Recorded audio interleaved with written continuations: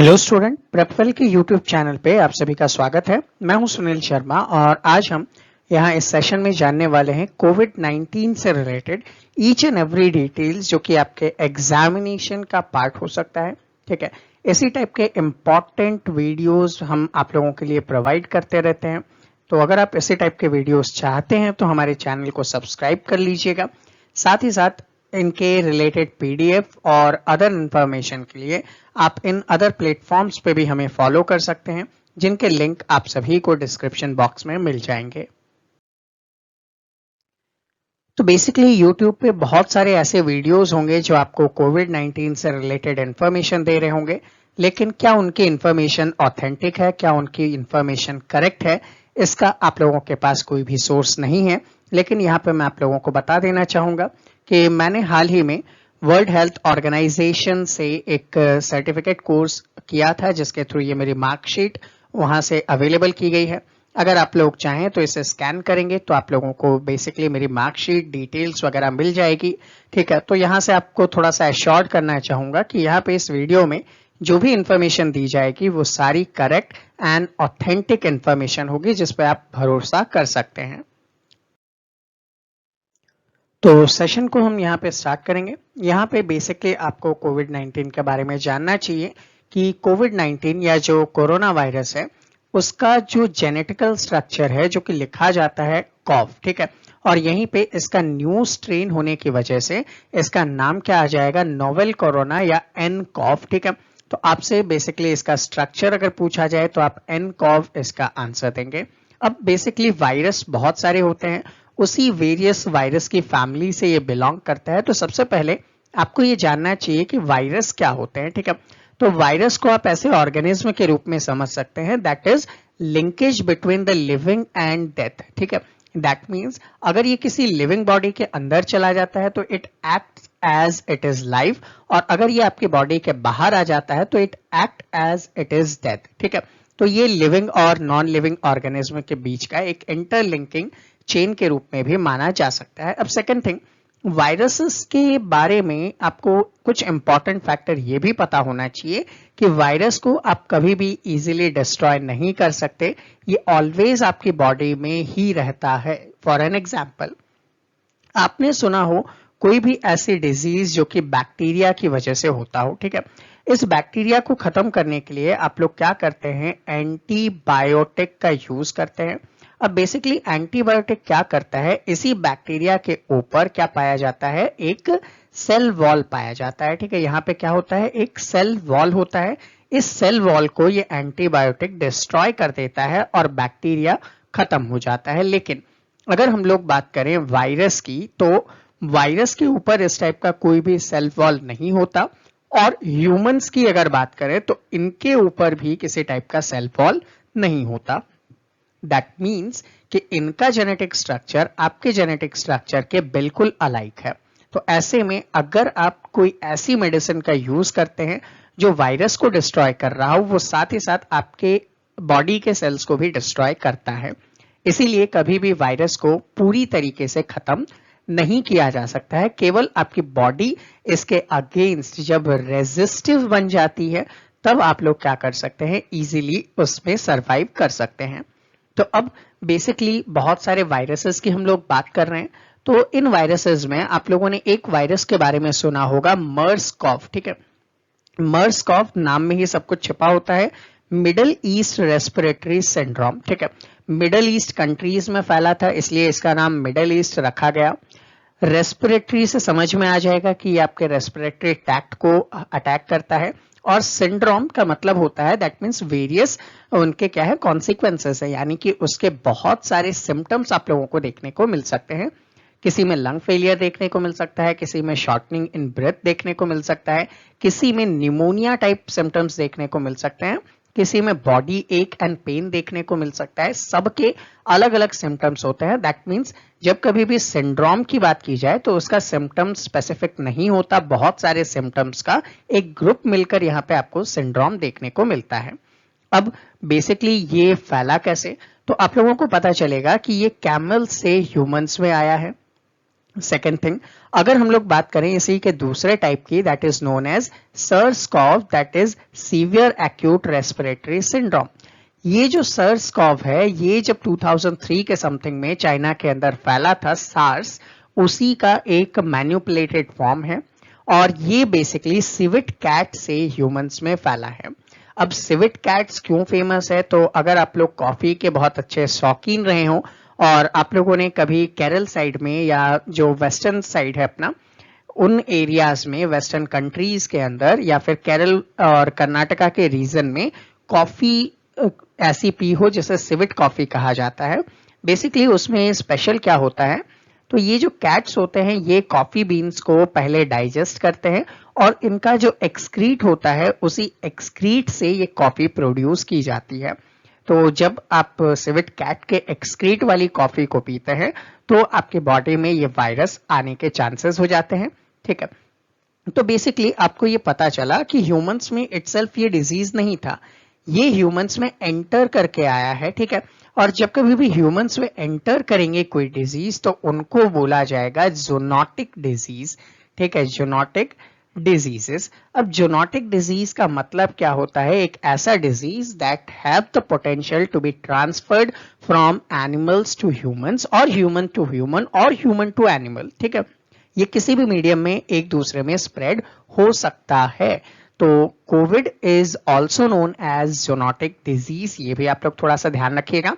Second thing, यहाँ पे अगर हम लोग बात करें तो आप किसी भी इन्फेक्टेड ऑर्गेनिज्म से आप पे आ सकता है, जस्ट लाइक बहुत सारी थ्योरीज देखने को मिल रही है, लेकिन ये जो दो एग्जाम्पल हैं कैमल एंड सिविट कैट, ये एग्जैक्ट एक्यूरेटेड आंसर है। ठीक है, अब बोलने को आपको ये भी सुनने को मिल रहा है कि पैंगोलिन से फैला है, बैट से फैला है, लेकिन इनके एग्जैक्ट एविडेंस देखने को नहीं मिले हैं। ठीक है, ये वो लोग कहेंगे जिनके पास प्रॉपर नॉलेज अवेलेबल नहीं है। ठीक है, रिसर्चेस कंडक्ट किए गए थे, नेशनल इंस्टीट्यूट ऑफ वायरोलॉजी में भी कंडक्ट किए गए थे, वहां ऐसे कुछ परमानेंट जो है सॉल्यूशन नहीं मिले कि ये बैट्स वगैरह से ट्रांसफर हुआ है। ठीक है, बाकी एग्जैक्ट उसी टाइम पता चलेगा जब WHO की एक टीम वुहान सिटी के जो लैब्स वगैरह है वहां विजिट करेगी और अपने एक्सपेरिमेंट कंडक्ट करेगी। उसके बाद ये फाइनल कहा जा सकेगा कि ये बैट से फैला है या किसी अदर से फैला है, लेकिन ये दो इनके नोन फैक्टर है जहां से ये फैलता है। ठीक है, अब चूंकि इसके बेस के ऊपर हम लोग चलते हैं तो आप लोगों को पता चला था कि चाइना के अंदर जो वुहान है, ठीक है, वो एक ऐसा प्लेस था जहां से पूरे वर्ल्ड वाइड में कोविड फैलना स्टार्ट होता है। तो वुहान के बारे में थोड़ा सा आपको पता होना चाहिए। वुहान चाइना का सबसे बड़ा लाइव एनिमल मार्केट है। अब लाइव एनिमल मार्केट क्या होते हैं, आप में से बहुत सारे ह्यूमंस ऐसे होंगे जो कि नॉन वेजिटेरियन है, जो किसी न किसी ऑर्गेनिज्म को खाते हैं। तो ऐसे में वुहान का ये जो मार्केट होता है, यहाँ पे लिविंग ऑर्गेनिज्म बेचे जाते हैं। ठीक है, लिविंग ऑर्गेनिज्म में ये क्या क्या बेचते हैं, तो ये कॉकरोच, लिजर्ड, पेंगोलिन, ये पेंगोलिन है जिसकी इमेज आप यहाँ पे देख पा रहे हैं, पेंगोलिन्स बेचते हैं। ठीक है, स्नेक बेचते हैं, बैट्स बेचते हैं, इस टाइप के जितने एनिमल्स एंड ऑर्गेनिज्म का आपने नाम सुना होगा, लगभग लगभग सारे एनिमल्स एंड ऑर्गेनिज्म यहाँ पे बेचे जाते हैं और उन्हें लोग खाते हैं। ठीक है, तो कॉन्स्पिरेसी थ्योरी थी आपके पास कि जिस टाइप से ये कहा जा रहा था USA की तरफ से कि कोविड जो है वो वुहान मार्केट वगैरह से फैला है, तो ये यहाँ पे कहीं ना कहीं आपको थोड़ा सा आइडिया होना चाहिए। सेकेंड थिंग, अब इस वायरस की जो स्ट्रक्चर है, जो फिजियोलॉजी है, उसके बारे में थोड़ा सा जान लेते हैं। तो आपको यहाँ पे सुनने को मिलेगा कि ये जो पर्टिकुलर वायरस है, इस पर्टिकुलर वायरस का जो स्ट्रक्चर है वो कुछ पर्टिकुलर प्रोटीन से बना हुआ है, जिनको यहाँ पे आप लोग स्पाइक प्रोटीन के नाम से जानते हैं। ठीक है, अब ये जो पर्टिकुलर स्पाइक प्रोटीन है, इसके बारे में जब हम लोग डिस्कस करेंगे तब आपको यहाँ जानने को मिलेगा कि इसी स्पाइक प्रोटीन के कारण एक जीन होता है ACE2 एंजाइम, ये ACE2 एंजाइम यहाँ पे वर्क करता है और इसका जो स्ट्रक्चर है इस टाइप का प्रोटीन से ये क्राउन बना हुआ आप लोगों को ये दिखाई दे रहा होगा। ठीक है, इसी के कारण क्राउन से इसका नाम क्या पड़ गया, कोविड पड़ा। ठीक है, ये आप लोग ध्यान रखिएगा कि इसका नाम कोविड ही क्यों रखा गया, तो रीजन था इस पे जो स्पाइक प्रोटीन है उसके वजह से इसका जो स्ट्रक्चर है it look like a protein और it look like a crown type structure, इसलिए इसका नाम क्या कर दिया गया, कोविड कर दिया गया। ठीक है, ये आप लोग यहाँ पे थोड़ा सा ध्यान रखेंगे। और ये आपके लंग्स में सबसे पहले एंटर करेगा। रीजन आप लोगों को पता है, अगर कोई रेस्पिरेटरी सिंड्रोम है तो वो सबसे पहले आपके लंग्स से ही एंटर होगा, देन आफ्टर वो आपके बॉडी के थ्रू हो सकता है आपके हार्ट, किडनी और गैस्ट्रोइंटेस्टाइनल ट्रैक्ट के अंदर पहुंच जाए। ठीक है, तो ये बेसिकली इसका एक स्ट्रक्चर है। अब हमें बात कर लेना चाहिए इसके एपिडेमियोलॉजी के बारे में। एपिडेमियोलॉजी क्या होता है? एक पर्टिकुलर स्टडी होता है जिसमें हम किसी भी वायरस, बैक्टीरिया या किसी अदर थिंग के बारे में जो कि पैथोजन कहलाता है उससे रिलेटेड फर्दर स्टडी करते हैं। तो स्टडी में इसके ज्योग्राफिकल डिस्ट्रीब्यूशन की बात करें तो होल ओवर द वर्ल्ड में आपको पता चलेगा कि ये फैला हुआ है, लेकिन अंटार्कटिका रीजन जो है अभी तक इससे बचा हुआ है, क्योंकि आपको पता है ह्यूमन डोमिनेंस वहां पे है ही नहीं। अब किसी के बारे में अगर इंक्यूबेशन पीरियड की बात करें तो इंक्यूबेशन पीरियड क्या होता है? सपोज करते हैं ये एक पर्सन है जो इन्फेक्टेड है, दैट इज ए। इस पर्सन के कांटेक्ट में आता है बी। ठीक है, अब ये जब इसके कांटेक्ट में आया तो कांटेक्ट में आने के कितने दिन बाद, सपोज करो ए ने यहाँ पे कफ और स्नीज किया जो कि बी ने इनहेल कर लिया है, तो अब इस बी के अंदर जो सिम्टम्स हैं वो कितने दिन में शो होंगे, that is known as incubation period. ठीक है, तो बेसिकली इंक्यूबेशन पीरियड 14 डेज का है, लेकिन बहुत सारे केसेस में 4 to 5 डेज भी देखने को मिला है। ठीक है, फिर जो सबसे इंपॉर्टेंट है फर्टिलिटी रेट जानना, और फर्टिलिटी रेट वो रेट होता है जब कोई इन्फेक्टेड पर्सन आपके पास है उनमें से डेथ कितनों की हो जाएगी या कितने बच जाएंगे। तो फर्टिलिटी रेट उनके मरने की रेट है कि कितने इन्फेक्टेड पर्सन यहाँ पे मरेंगे। तो बेसिकली आप देखें तो 1 to 3% का रेशो अभी तक देखने को मिल रहा है, और ये अलग अलग एज ग्रुप में अलग अलग है। जैसे कि अगर बात की जाए नॉर्मल ह्यूमन बींग्स में जो कि फुली हेल्दी हैं तो वो बहुत कम फर्टिलिटी हो रहे हैं, मतलब इजीली रिकवर हो जा रहे हैं। लेकिन अगर ऐसे पर्सन हैं जिनकी एज बहुत ज्यादा है, जैसे लाइक आप लोग न्यूज़पेपर वगैरह में भी पढ़ते हैं कि इन पर्सन्स की डेथ हुई, वहां पे एज डिस्क्लोज किया जाता है। ठीक है, तो बहुत सारे पर्सन आपने देखा 50 एंड अबव के हैं, तो उनमें डेथ रेट ज्यादा है, जबकि ऐसा नहीं है कि 50 के कम वाले भी मर रहे होंगे, वो भी मर रहे हैं, लेकिन उनकी जो रेट है वो कम है मरने की। ठीक है, वो बहुत इजीली रिकवर हो रहे हैं।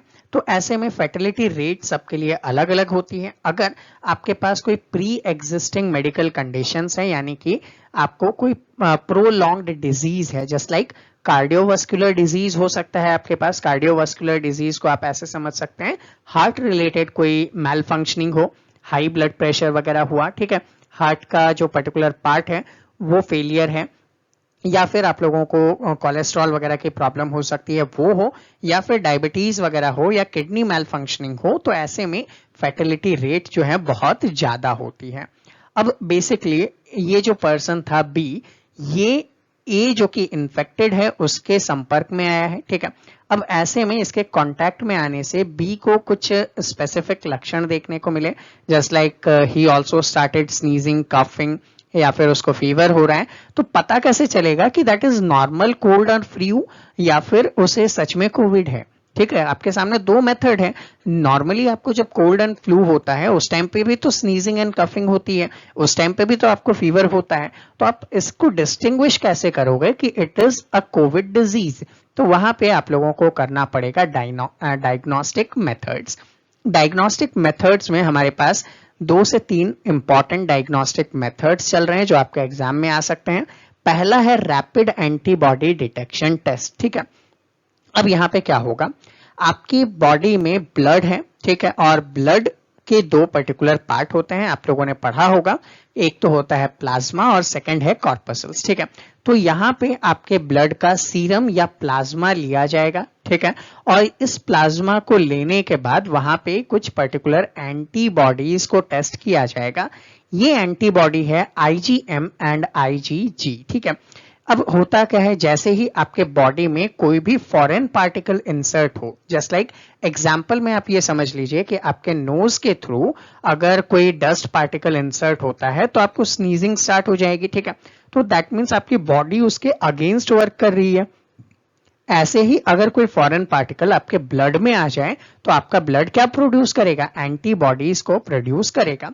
तो ऐसे में ये 2 टाइप के एंटीबॉडी प्रोड्यूस करता है। एक होता है IgM, ये शॉर्ट टर्म एंटीबॉडी होता है। तो यहाँ पे आप ध्यान रखिएगा, ये शॉर्ट टर्म होता है, जबकि ये जो होता है ये लॉन्ग टर्म के लिए होता है। ठीक है, तो जैसे ही कोई नया डिजीज वगैरह आपके अंदर आता है तो ये शॉर्ट टर्म होता है और ये लॉन्ग टर्म एंटीबॉडी प्रोड्यूस करता है। तो अगर आपके बॉडी के प्लाज्मा में पता चलता है कि यहाँ पे आईजीएम और आईजीजी की क्वांटिटी बहुत ज्यादा है पहले के कंपैरिजन में, तो कहीं ना कहीं ये कहा जा सकता है कि यू माइट बी इन्फेक्टेड। ठीक है, यहाँ पे ये श्योरिटी नहीं है कि यू आर एक्चुअली इन्फेक्टेड। इनकी क्वांटिटी बढ़ती है सर्टेन किसी अदर डिजीज के कारण भी बढ़ सकती है। ठीक है, तो इट गेट अ चांस कि यू माइट बी इन्फेक्टेड। तो आप लोगों को अब फर्दर सेकंड टेस्ट करवाना है। जैसे कि आप लोगों ने कोविड के बारे में सुना होगा कि 2 टेस्ट होते हैं। ठीक है, ये 2 टेस्ट क्या है? पहला टेस्ट तो यही रैपिड एंटीबॉडी डिटेक्शन टेस्ट था। अगर रैपिड एंटीबॉडी डिटेक्शन टेस्ट में ये मिला कि आपकी बॉडी में आईजीएम या आईजीजी की क्वांटिटी बढ़ गई है, तो आपको सेकंड टेस्ट करवाना पड़ेगा, दैट इज आरटीपीसीआर टेस्ट। उसके बाद ये कंफर्म होगा कि यू आर इन्फेक्टेड। ठीक है, तो उस टेस्ट के बारे में जानते हैं हम। यहाँ पे जो सेकंड टेस्ट है आप लोगों के पास आरटीपीसीआर टेस्ट या फिर मॉलिक्यूलर टेस्ट, इसको फुल फॉर्म आप लोग याद रख लीजिएगा, reverse transcription polymerase chain reaction. ठीक है, यहाँ पे क्या करेंगे, जैसे ही आपकी बॉडी से कुछ पर्टिकुलर स्वैब लिया जाएगा। अब पर्टिकुलर स्वैब का मतलब ये नेजल स्वैब भी हो सकता है। ठीक है, जस्ट लाइक आप लोगों ने टीवी में देखा होगा कि ह्यूमन के जो नोज है, ठीक है, और माउथ है, तो यहाँ पे नोज से इंसर्ट करते हुए या फिर माउथ के अंदर जो टॉन्सिल वाला एरिया है वहां से स्वैब कलेक्ट किया जाएगा और उस स्वैब को जब आप एक आरटीपीसीआर मशीन में रखेंगे तो वो जो पर्टिकुलर इन्फेक्शन है उसके डीएनए प्रिंट निकालकर जेनेटिक मटेरियल से मैच किया जाएगा कि क्या इसका जेनेटिक मटेरियल जो कोविड है उसके जेनेटिक मटेरियल से मैच करता है। अगर वो मैच करता है then you are said to be infected from कोविड-19। ठीक है, तब जाके ये पता चलेगा कि आप कोविड-19 से इन्फेक्टेड हैं। लेकिन ये प्रोसेस इतना इजी है क्या कि आप इजीली कर सकें और इतने मास पॉपुलेशन पे कर सकें? तो मैं कहूंगा कि ये इतना इजी टेस्ट नहीं है, इसके लिए बहुत फर्दर वर्क करना पड़ता है। ठीक है, लैब के अंदर। तो बेसिकली पता कैसे चलेगा कि किसका ये टेस्ट करना है आरटीपीसीआर या किसका टेस्ट नहीं करना है? ठीक है, तो ऐसे में एक मेथड निकाला गया था पहले, जर्मन रेड क्रॉस जो थे ब्लड डोनर सर्विसेज फ्रैंकफर्ट में, उन्होंने पूल टेस्टिंग मेथड को वहां पे स्टार्ट किया था। अब पूल टेस्टिंग मेथड क्या है? जस्ट लाइक सपोज करते हैं कि एक गवर्नमेंट ऑफिस है, वहां पे सपोज कर लीजिए 500 पर्सन वर्क करते हैं। ठीक है, इनके अलग अलग डिपार्टमेंट होंगे, सपोज करो department A B C and D. ठीक है, आप चले गए एक एक डिपार्टमेंट के अंदर और आपको पता चला यहाँ 125 पर्सन्स वर्क कर रहे हैं। आपने इन 125 में से रैंडमली 5-5 लोगों के सैंपल लिए। इन सैंपल को आपने एक ही ट्यूब के अंदर मिक्स कर दिया। ठीक है, ये सारे स्वैब्स आपने एक में मिक्स कर दिया और मिक्स करने के बाद जब आपने एक टाइम पीरियड के लिए इसको छोड़ा और इनमें से किसी को भी निकाला और टेस्ट कर लिया, अगर ये नेगेटिव पाया गया तो इसका मतलब आप कह सकते हो ना कि ये पूरा का पूरा पूल नेगेटिव है अभी, तो आपको पूरे 125 की टेस्ट करने की रिक्वायरमेंट नहीं मिलेगी। लेकिन अगर यहाँ पे ये पॉजिटिव पाया गया तो अब आप इन पे टेस्ट कर सकते हो। तो जहां आपको टोटल 500 की टेस्टिंग करनी थी, अब आप केवल इतनी टेस्ट से ही इजीली एश्योर कर पाओगे। तो ये बेसिकली मेथड यहाँ पे यूज लिए जा रहे हैं। अब बात करेंगे कि इंडिया इनमें किस टाइप से अपने अप्रोच के साथ वर्क कर रहा है। तो यहाँ पे देखिए आईसीएमआर जो है इंडिया के अंदर, जैसे आप लोग जानते हैं Indian council for medical research, इन्होंने इंडिया में रैपिड एंटीबॉडी डिटेक्शन टेस्ट को यूज लेना स्टार्ट किया है। ठीक है, और इसी के साथ साथ जो आरटीपीसीआर टेस्ट है वो भी किया जा रहा है, लेकिन उसके लिए जो टेस्ट किट होता है जिसके थ्रू टेस्ट किया जाता है उसका डेवलपमेंट किसने किया? क्योंकि फॉरेन से जब हम लोग इंपोर्ट कर रहे थे तो वो तो लगभग 4000 समथिंग का आता था और इंडिया में टेस्ट अभी 1200 और 2500 समथिंग में हो रहे हैं। तो कैसे पॉसिबल हुआ? तो उसके लिए HLL लाइफ केयर लिमिटेड जो है सेंटर गवर्नमेंट का एक यूनिट है, ये फर्स्ट पब्लिक सेक्टर कंपनी है इंडिया में जिसको कोविड के लिए रैपिड एंटीबॉडी किट बनाने का परमिशन मिल गया था, तो ये आप लोग इंपॉर्टेंटली क्वेश्चन में पूछे जा सकते हैं। सेकंड, आरटी-पीसीआर टेस्ट का जो डायग्नोस्टिक टेस्ट किट है, इसे डेवलप करने का काम पुणे का जो माई लैब है उन्होंने किया है, तो ये भी आपके क्वेश्चन में पूछा जा सकता है। इन दोनों अप्रोच को आप लोग ध्यान रखिएगा।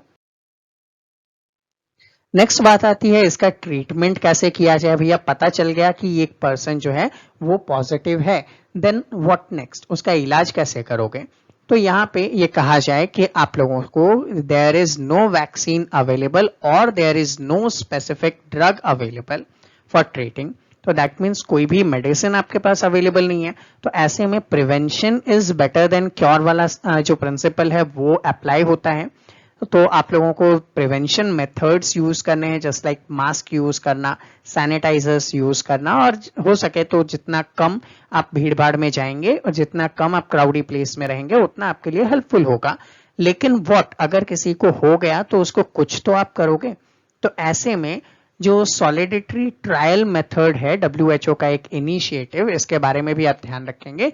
इन्होंने 4 मेडिसिन की लिस्ट इशू की थी जिनके ऊपर वर्क किया जा रहा था कि इन मेडिसिन को देने से शायद कुछ ऐसा डेवलपमेंट वर्क दिखे कि ये जो पेशेंट है वो जल्दी से रिकवर हो सके। ठीक है, तो ये कौन कौन से पर्टिकुलर ड्रग हैं इनके बारे में हम पढ़ेंगे। तो पहला ड्रग जो सबसे सामने आपके आता है दैट इज रेमडेसिविर। यहाँ पे आप देख पा रहे हैं रेमडेसिविर को पहले इबोला के टाइम पे, सर्स के टाइम पे और मर्स के टाइम पे यूज किया गया था।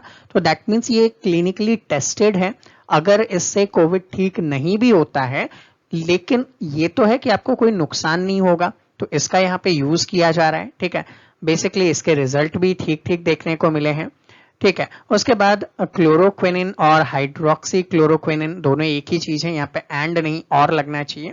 ठीक है, अब बेसिकली अपने डोनाल्ड ट्रंप के बहुत सारे स्पीचेस देखे थे जहां पे उन्होंने इंडिया से डिमांड की थी और इंडिया ने बहुत सारी क्वांटिटी अवेलेबल करवाई थी, क्योंकि क्लोरोक्विन और हाइड्रोक्लोरोक्विन जो है वो इंडिया बहुत ज्यादा क्वांटिटी में डेवलप करता है। ठीक है, लेकिन बाद में डेवलपमेंट प्रोसेस में पता चला कि ये जो है सक्सेसफुल नहीं रह रहा है, तो इसका बाद में इन्होंने यूजेस जो है बंद कर दिया था। लेकिन लोग जब कुछ सुन लेते हैं तो वो बहुत सारी चीजों को ट्राई करने से नहीं चूकते। जैसे कि आप लोगों ने देखा यूट्यूब पे बहुत ट्रेंडिंग था कि घर में कैसे सैनिटाइजर बनाया जाए और दैट्स ऑल कि आप क्या क्या कर लेंगे तो आप कोविड से बच जाएंगे। तो उसी टाइप में गवर्नमेंट ने क्या किया, इसे H1 शेड्यूल्ड ड्रग अनाउंस कर दिया और इसका मतलब ही यही होता है कि बिना प्रिस्क्रिप्शन आप इसे नहीं खरीद सकोगे। अनलेस क्या होगा, जैसे आप लोग पैरासीटामोल खरीदते हो दुकान से और यूज कर लेते हो, वैसे ही कहीं आप लोग इसका यूज करने लगो और आपके हेल्थ पे एडवर्स इंपैक्ट पड़े, इसलिए गवर्नमेंट ने इसे शेड्यूल H1 ड्रग बना दिया। ठीक है, थर्ड थिंग आप लोगों को देखने को मिलता है रिटोनाविर या लोपिनाविर। ठीक है, दोनों एक ही मेडिसिन है। ये जो पर्टिकुलर मेडिसिन है ये HIV के पेशेंट के ऊपर ट्राई किया गया है और उन लोगों पे ये यूज किया जा रहा है। एक्चुअल में उनकी बॉडी में भी जो इम्यूनिटी पावर है वो डिस्ट्रॉय हो जाती है, तो उसे प्रोलॉन्ग करने के लिए, थोड़े ज्यादा दिन जिंदा रहे उसके लिए रोटाविर या फिर लोपिनाविर मेडिसिन का यूज किया जाता है। तो बेसिकली कहीं ना कहीं इसका यूज करने की परमिशन मिली है और इसी का एक अपग्रेडेड वर्जन है जहां पे बीटा-1 इंटरफेरॉन का भी यूज किया जा रहा है। ठीक है, तो बेसिकली आप अगर इन चारों के नाम याद कर लेंगे तो आपका एग्जामिनेशन में काम हो सकता है। अब बेसिकली इसके इलाज को कैसे खोजा जाए। ठीक है, इस टाइप के मेडिसिन से इसका इलाज तो 100% पॉसिबल नहीं है, तो ऐसे में इसके जेनेटिक स्ट्रक्चर को स्टडी करना स्टार्ट किया गया। क्योंकि आप लोगों को पता है आपका जो जीन होता है वो आपकी बॉडी में पर्टिकुलर स्पेसिफिक जो ट्रेट है उनको कंट्रोल करता है। तो उन चीजों को कैसे रिकॉम्बिनेंट किया जाए, ठीक किया जाए, उसके लिए रिसर्च चल रहा है और इसी रिसर्च में सारी कंट्री जो है वो पार्ट ले रही है और रिसर्च का नाम जो है global initiative on sharing all influenza data, short form में आप गिसेड के नाम से इसे याद कर सकते हैं। तो बेसिकली इसके थ्रू भी काम किया जा रहा है ताकि वैक्सीन डेवलप की जा सके और यहाँ पे इसके 9 जेनेटिक सीक्वेंस को इंडिया का जो पुणे का नेशनल इंस्टीट्यूट ऑफ वायरोलॉजी है, उन्होंने डिस्कवर करके इस इंस्टीट्यूशन में सबमिट करवाया है। बाकी फिर फॉरेन कंट्रीज वगैरह के सारे साइंटिस्ट मिलकर इस पे फर्दर वर्क करेंगे। तो इनका ये जो इनिशिएटिव है, जहां पे ये डेटाबेस अवेलेबल होगा, उस डेटाबेस का नाम इपी फ्लू है। इसको थोड़ा सा आप लोग याद रख लीजिएगा। 2008 में WHO और जर्मनी के हेल्प से ये स्टार्ट किया गया था। नेक्स्ट आप लोग ये भी सुनने को मिल रहा है कि प्लाज्मा थेरेपी का यहाँ पे यूज किया जा रहा है। तो प्लाज्मा थेरेपी से भी लोग ठीक हो रहे हैं, तो इसको थोड़ा सा समझने के रिक्वायरमेंट है। यहाँ पे अगर हम बात करें कि आपका जो ब्लड है, इस ब्लड के जो पार्ट होते हैं, एक होता है प्लाज्मा और एक होता है कॉर्पसल्स। ठीक है, अब यहाँ पे कॉर्पसल्स में तो आप लोगों ने ये पढ़ा है कि WBC होता है, RBC होता है और प्लेटलेट्स होता है। ठीक है, WBC इम्यूनिटी से रिलेटेड है, RBC ऑक्सीजन ट्रांसफर वगैरह से रिलेटेड है और प्लेटलेट ब्लड की क्लॉटिंग रिलेटेड वर्क करता है। लेकिन प्लाज्मा का क्या? प्लाज्मा में बहुत सारे प्रोटीन्स अवेलेबल होते हैं, प्लाज्मा में ही बहुत सारी एंटीबॉडी अवेलेबल होती है। तो सपोज करते हैं एक ऐसा पर्सन जिसे पहले कोविड हुआ था और अब वो इससे क्या हो चुका है, रिकवर हो चुका है, तो उसकी बॉडी में ये जो प्लाज्मा पड़ा है, ठीक है, उसकी बॉडी में प्लाज्मा में ये जो एंटीबॉडी पड़ा है, इस एंटीबॉडी का क्या हम लोग यूज कर सकते हैं? तो यहाँ पे इस एंटीबॉडी को इस पेशेंट से निकालेंगे, ठीक है, और इसके प्लाज्मा को हम क्या कर देंगे, ऐसे पेशेंट को डोनेट कर देंगे जो कि अभी इस डिजीज में है। तो ऐसे में कहीं ना कहीं इस इंसान को इम्यूनिटी मिल जाएगी और ये इंसान भी ठीक हो जाएगा। तो इसी को ध्यान में रखते हुए कोवलसेंस प्लाज्मा थेरेपी का स्टार्ट किया गया है, जो कि इंडिया में ऐसा पहले कभी नहीं हुआ है कि प्लाज्मा थेरेपी का यूज किया जाए। ठीक है, तो इंडिया में इस टाइप की फैसिलिटी भी अवेलेबल नहीं थी कोविड-19 के पहले, लेकिन इससे एक बेटर थिंग है, कोविड-19 की वजह से इंडिया में अब एपिसाइजर मशीन्स अवेलेबल हैं जो आपके ब्लड में से प्लाज्मा को अलग कर सकता है और एंटीबॉडी निकाल सकता है। तो ये काम किया जा रहा है। तो ऐसे में जितने भी रिकवर्ड पेशेंट हैं, वो लोग क्या कर सकते हैं, अपना प्लाज्मा डोनेट कर सकते हैं और each and every 14 to 15 days में ये ऐसा काम कर सकते हैं। ठीक है, उनकी बॉडी से सिर्फ 500 मिलीलीटर प्लाज्मा जो है वो निकाला जाएगा। ठीक है, और बेसिकली 2 to 3 डेज में आपके बॉडी में जो प्लाज्मा का लेवल है वो वापस से नॉर्मल हो जाता है। ठीक है, तो इसमें कोई ऐसा भी नहीं है कि आपकी बॉडी को हार्म हो रहा हो, तो ये चीजें की जानी चाहिए। ठीक है, और इसी से रिलेटेड आप लोगों ने ये भी पढ़ा कि दिल्ली के अंदर प्लाज्मा बैंक एस्टेब्लिश किए गए और भी जो अदर थिंग्स हैं आप लोगों ने पढ़े हैं। ठीक है, नेक्स्ट हम लोग बात करें कि अब इस डिजीज से बचने के लिए क्या किया जाए, वैक्सीन वगैरह कैसे डेवलप किया जाए, उसके बारे में भी देखेंगे। लेकिन प्लाज्मा थेरेपी को हम लोगों ने पहले कभी यूज किया है उसके बारे में, तो देखो यूनाइटेड स्टेट्स ने स्पेनिश फ्लू के टाइम पे 1918-20 में इसका यूज किया था।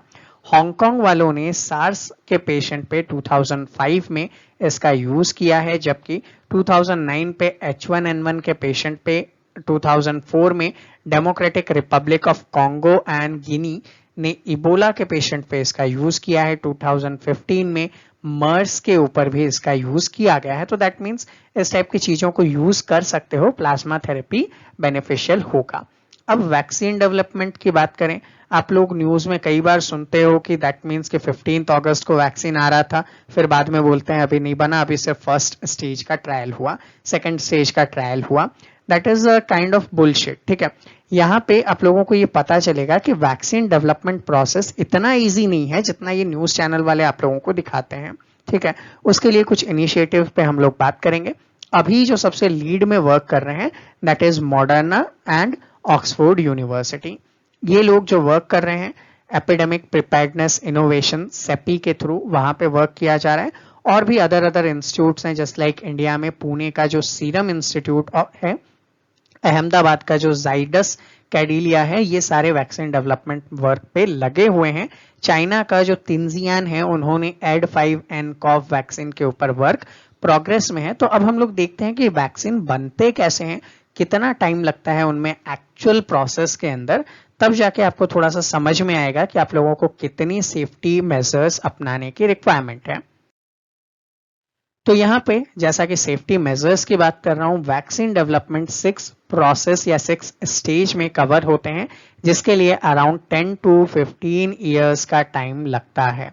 अब आपको थोड़ा सा शॉकिंग लगा होगा, ठीक है, क्योंकि इमरजेंसी है तो यहाँ पे आप इस टाइम को सरपास कर सकते हो, कोई प्रॉब्लम नहीं है। लेकिन फिर भी अगर मानते हो तो आप एक अच्छे लेवल पे रिसर्च के बाद 1 ईयर का टाइम तो आपको लगेगा ही। देन आफ्टर आप क्या करोगे, उनके ट्रायल्स करोगे, और ट्रायल्स में सक्सेसफुल रहने के बाद उनका जब आप बात करोगे मास प्रोडक्शन का, तो एटलीस्ट मेरा मानना है कि यहाँ पे 2 ईयर तक का टाइम लग जाएगा ईच एंड एवरी पर्सन के पास अवेलेबल होने में, ठीक है।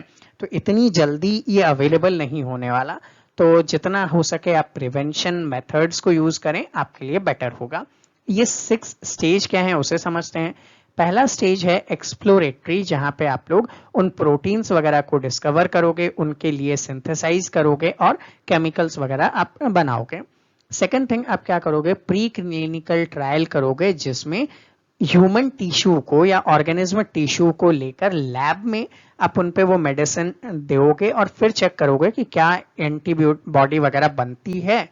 जब ये दोनों प्रोसेस आप क्लियर कर जाते हो, तब आपको आना होता है क्लिनिकल डेवलपमेंट में, और ये सबसे बड़ा प्रोसेस है जहां पे आपको पहले गवर्नमेंट की एजेंसी से परमिशन लेना होता है, जिसके लिए आपको ये दोनों स्टेज इजीली क्लियर करोगे, टेस्ट करवाओगे, देन आफ्टर परमिशन मिलेगी। फॉर एन एग्जांपल, यूएसए में food and drug administrative agency है, वहां से परमिशन लेंगे यूएसए वाले। इंडिया के अंदर अलग अलग एजेंसीज हैं, ठीक है, वहां से परमिशन लेंगे। उसके बाद आपको 3 स्टेजेस में इसकी टेस्टिंग करनी है, ठीक है। फर्स्ट स्टेज 10 टू 50% हो जाएंगे, देन 50 टू 100 हो जाएंगे, फिर लगभग आप जब तक 5000 पर्सन पे इनके एक्सपेरिमेंट नहीं कर लेते और सक्सेस रेट नहीं मिलती, तब तक आपको किसी भी टाइप में अप्रूवल नहीं मिलने वाला, ठीक है। जब आप इसे सक्सेसफुली सरपास करते हो, तब आप मैन्युफैक्चरिंग कर सकते हो। लेकिन मैन्युफैक्चरिंग के बाद भी उसकी क्वालिटी कंट्रोल, क्योंकि आपने जब इस वैक्सीन को डेवलप किया था तो हो सकता है 99% पे ये बहुत अच्छे से वर्क किया हो, लेकिन 1% का क्या जिसकी डेथ हो गई हो। तो इन टाइप के कॉन्सिक्वेंसेस को खत्म करने के लिए और उसकी क्वालिटी मेंटेन करने के लिए आपको क्वालिटी कंट्रोल मेजर्स का भी यूज करना होता है। अब जब वैक्सीन की बात निकल कर आ रही है, तो वैक्सीन कितने टाइप्स के होते हैं वो भी जानना इंपॉर्टेंट है। तो हल्का फुल्का एक आइडिया ले लीजिए आप कि पहला जो टाइप होता है वो है लाइव एट्यूनेटेड वायरस। अब लाइव एट्यूनेटेड वायरस क्या होता है, जहां पे वायरस को मतलब बोल सकते हो बेहोश करके या मरा हुआ कंडीशन में आपकी बॉडी में डाल दिया जाता है, और आपकी बॉडी उनके अगेंस्ट जो है एंटीबॉडी बना लेती है। देन फर्दर अगर आपकी बॉडी में इस टाइप के वायरस एंटर करते हैं तो कोई इम्पैक्ट नहीं पड़ता। तो इस टाइप के वैक्सीन हम लोग यूज कर रहे हैं। ये vaccine measles, rubella, tuberculosis, rota virus, oral polio vaccine, yellow fever etcetera में यूज की जा रही है, और बहुत हद तक ये सक्सेसफुल भी है। सेकेंड होता है इनएक्टिवेटेड वैक्सीन, जहां पे आप उसको क्या करोगे, मार दोगे, और मरे हुए जो वायरस वगैरह हैं उनको आपकी बॉडी में इंजेक्ट करोगे, और उसके थ्रू आपकी बॉडी इम्यून हो जाएगी। तो ऐसे कुछ वैक्सीन का हम यूज कर रहे हैं। आईपीवी, इनएक्टिवेटेड पोलियो वैक्सीन, यहाँ पे इंजेक्शन दिया जाता है, जबकि याद रखिएगा ओपीवी आपको माउथ के थ्रू ड्रॉप दी जाती है। पर्टुसिस हो गया, हेपेटाइटिस ए हो गया, इनमें इसका यूज कर रहे हैं।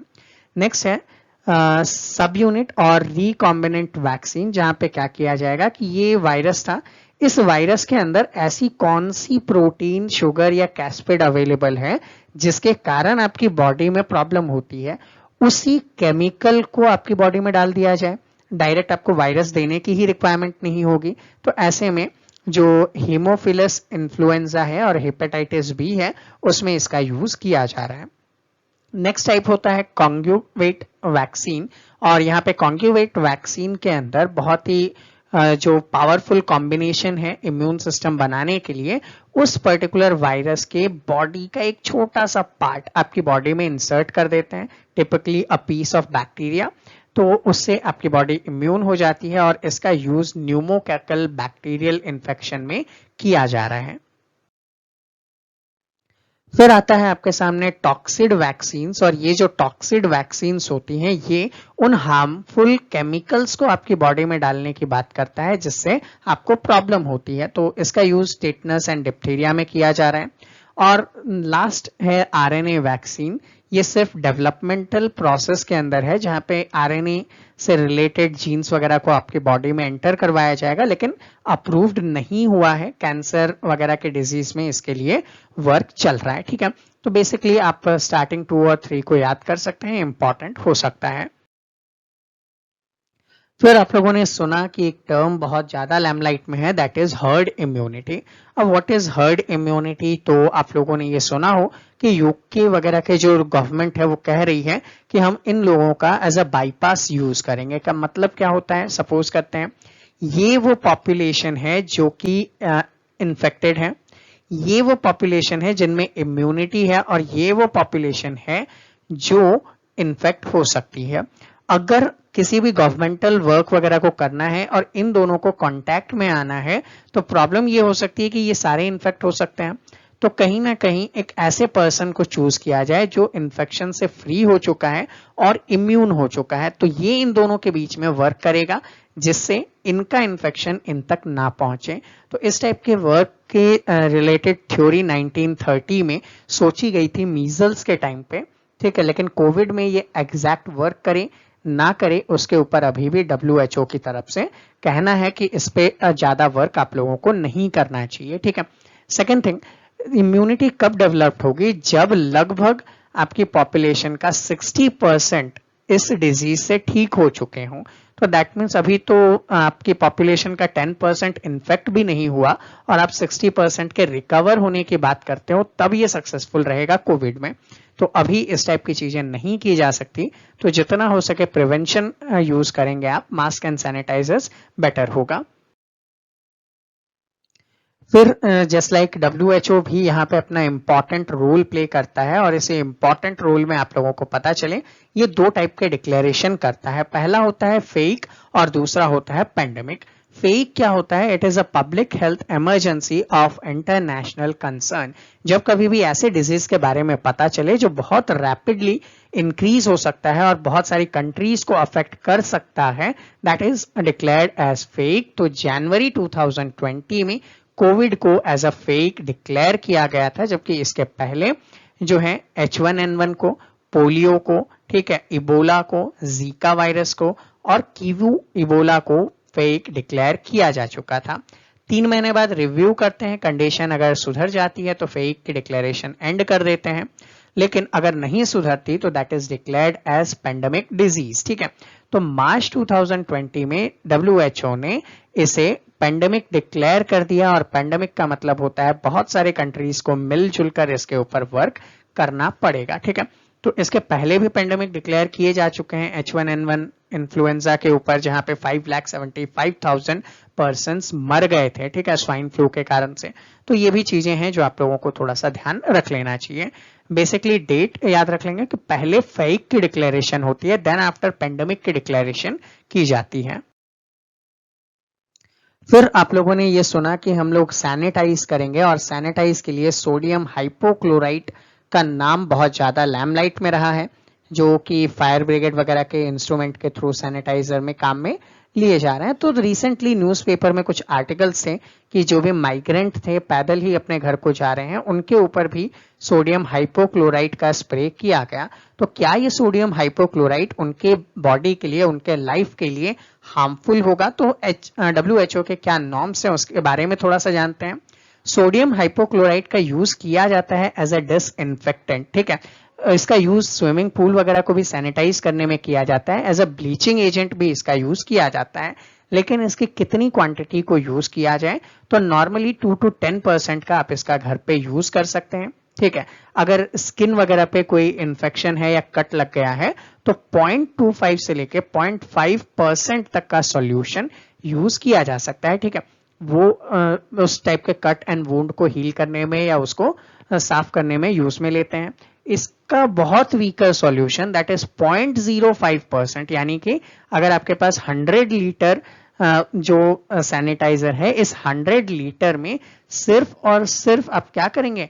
99.05 जो है, या फिर ये कहा जाए इतना तो होगा वाटर, और बाकी 0.05 क्या हो जाएगा, ये होगा वहां पे सोडियम हाइपोक्लोराइड। तो बहुत कम क्वांटिटी 0.05% क्वांटिटी को आप लोग यहाँ पे यूज करने वाले होंगे, ठीक है। तो इसका जैसे ही आप लोग यूज करेंगे तो वो आपके लिए हेल्पफुल हो सकता है, ठीक है। लेकिन अगर इसका बहुत लोअर क्वांटिटी आपके बॉडी में चला जाए, आपके लंग्स में चला जाए, तो सीरियस प्रॉब्लम दे सकता है।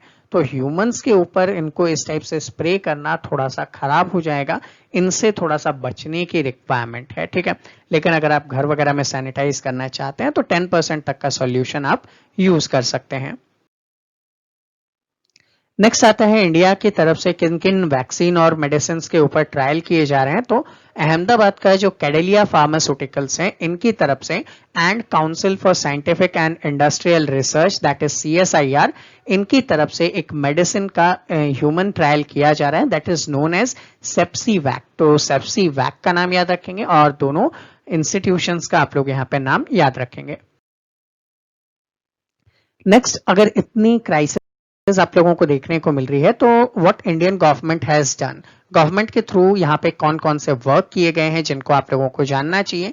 तो कुछ वर्ड आप लोगों के सामने आए, just like quarantine, lockdown etcetera. तो यहाँ पे आप लोगों को समझ जाना चाहिए कि क्वारंटाइन का मतलब क्या होता है, लॉकडाउन का मतलब क्या होता है, आर्टिकल 144 का मतलब क्या होता है। लीगल सेक्शन में आप उनके बारे में बहुत अच्छे से पढ़ सकते हैं, जस्ट लाइक कर्फ्यू हो गया, लॉकडाउन हो गया और आर्टिकल 144 हो गया। तो कहाँ पे एपिडेमिक डिजीज एक्ट वर्क करेगा, कहाँ पे आपका IPC वर्क करेगा, वो सारी चीजें भी आप एग्जाम पॉइंट ऑफ व्यू से हमारी लीगल की क्लासेस में पढ़ सकते हैं। नेक्स्ट, ये सारी चीजें की गई थी। लेजिस्लेटिव एक्शंस के अंदर बात करें तो कुछ एक्ट में चेंजेस किए गए, just like disaster management act 2005 हुआ ताकि स्टेट गवर्नमेंट के पास स्पेशल पावर्स आ सके वर्क करने के लिए। 2019 जो कोविड था इसको नोटिफाइड डिजास्टर बताया गया ताकि SDRF की टीम वहां इनकॉर्पोरेट कर सके।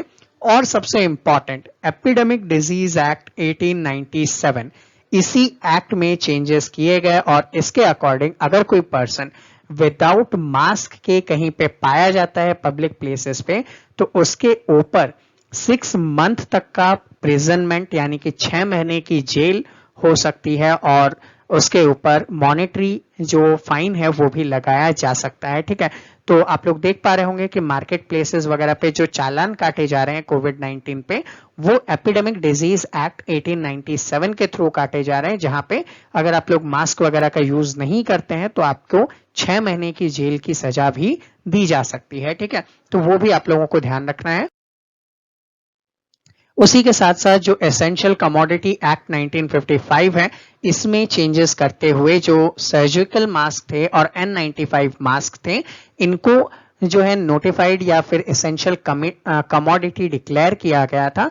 इससे क्या हो जाएगा कि इनकी जो ओवर रैशनिंग है, ज्यादा कीमत पे इसे नहीं बेचा जा सकता, वो सारी चीजें, इनके जो प्राइस है वो गवर्नमेंट खुद डिसाइड करेगी, वो सारा काम गवर्नमेंट कर पाएगी ताकि लोगों को इससे लूटा ना जा सके, ठीक है। सेम एज MRP पे ही बेचा जाए, उसके लिए लीगल मेट्रोलॉजी एक्ट 2009 वर्क करता है और कार्गो वगैरह इजीली पहुंच सके इसलिए उड़ान मिशन स्टार्ट किया गया। एम्पावर्ड कमिटी बनाई गई 11 पर्सन्स की जो इससे रिलेटेड बहुत सारे वर्क करते हैं।